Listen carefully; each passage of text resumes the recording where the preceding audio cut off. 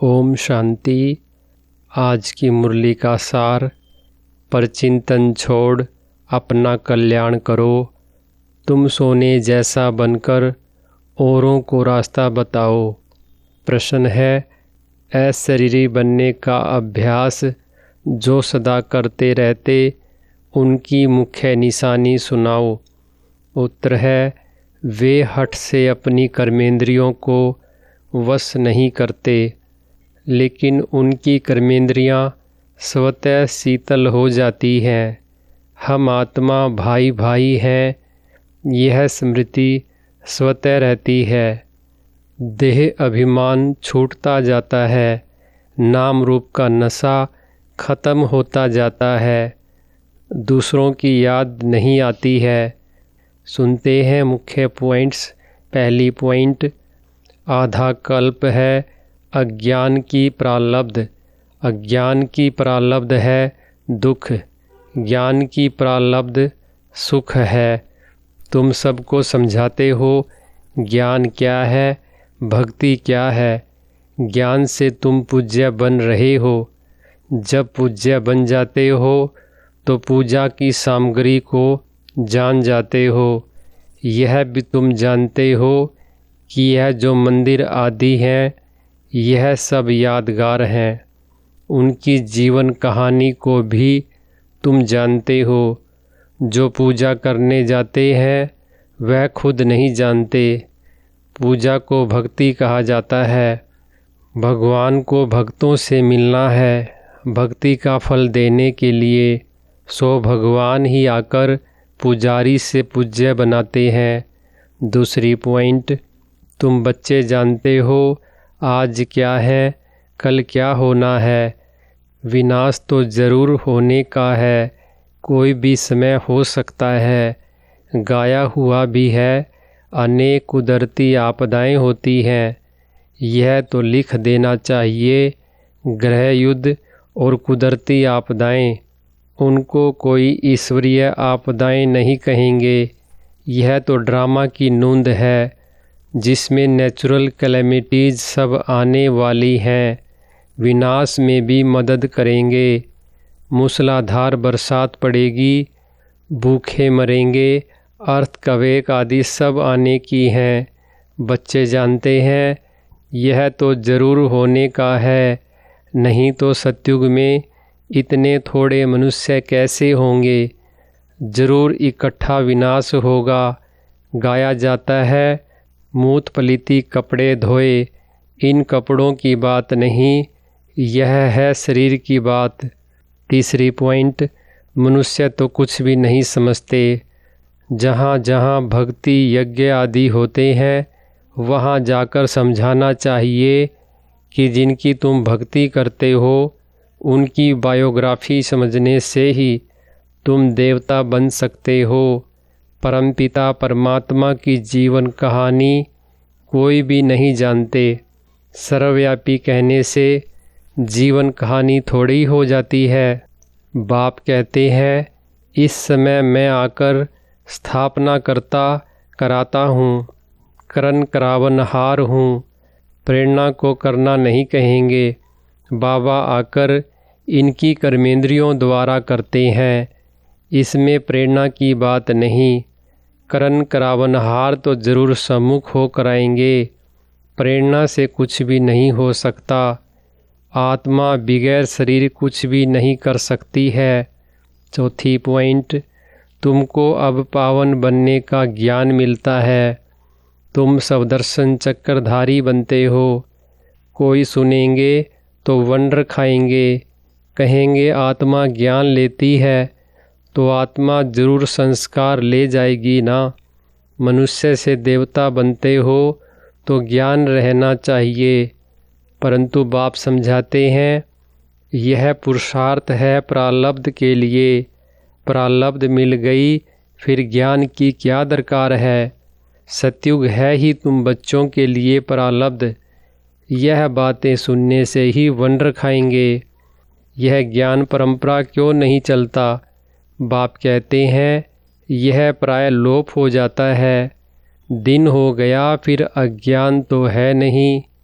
जो ज्ञान की दरकार रहे यह भी समझने समझाने की बातें हैं, फट से कोई समझ नहीं सकते। 5वीं पॉइंट, शिव बाबा भारत में ही आते हैं, बच्चों के लिए सौगात ले आते हैं, भक्ति का फल देने लिए। भक्ति के बाद है सद्गति, यह विनाश भी होगा ज़रूर, आसार खड़े हैं, तुम सुनते रहेंगे। चिंगारी लगती है तो 1-2 घंटे में सारा मकान जलकर भस्म हो जाता है, यह कोई नई बात नहीं है, विनाश तो होना ज़रूर है। सतयुग में होते ही हैं थोड़े मनुष्य श्रेष्ठाचारी, तो श्रेष्ठाचारी बनने में कितनी मेहनत लगती है। माया नाक से एकदम पकड़ लेती है, ऐसे गिरने वालों को चोट बहुत लगती है, टाइम लग जाता है, इसमें हिम्मत बहुत चाहिए।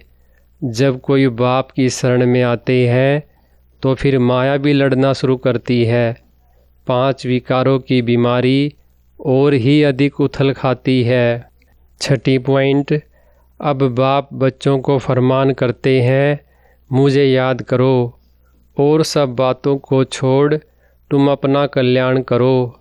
बाप को याद करने में ही कल्याण है।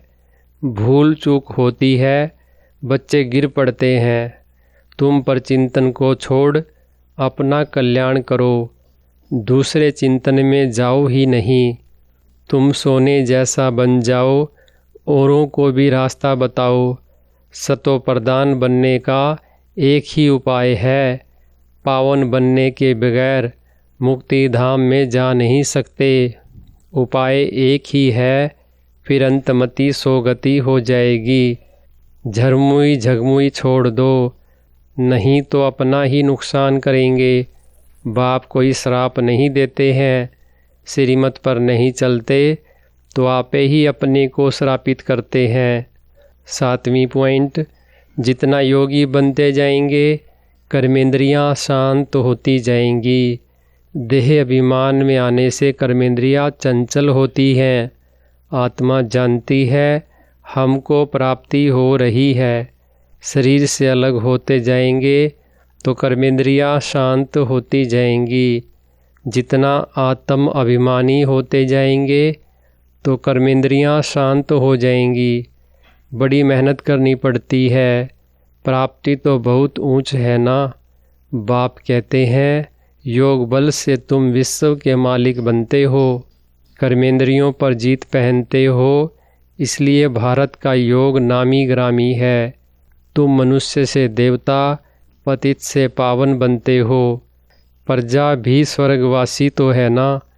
योग बल से तुम स्वर्गवासी बनते हो, बाहुबल से नहीं बन सकते हो। मेहनत कोई बहुत नहीं है। 8वीं पॉइंट, कुमारियों का नाम बाला है। बाल ब्रह्मचारी रहना अच्छा है, ताकत रहती है, दूसरे कोई की याद नहीं आएगी। बाकी हिम्मत है तो करके दिखाओ, परंतु मेहनत है। कुमारी है तो अकेली है, 2 से द्वैत आ जाता है। जहाँ तक हो सके कुमारी हो रहना अच्छा है। कुमारी सेवा पर निकल सकती है। बंधन में पड़ने से फिर बंधन वृद्धि को पाते हैं। ऐसा जाल बिछाना ही क्यों चाहिए जो बुद्धि फंस पड़े। कुमारियों ने नाम भी निकाला है, कन्हैया नाम गाया जाता है ना। स्टूडेंट लाइफ पवित्र लाइफ भी है, बुद्धि भी फ्रेश रहती है।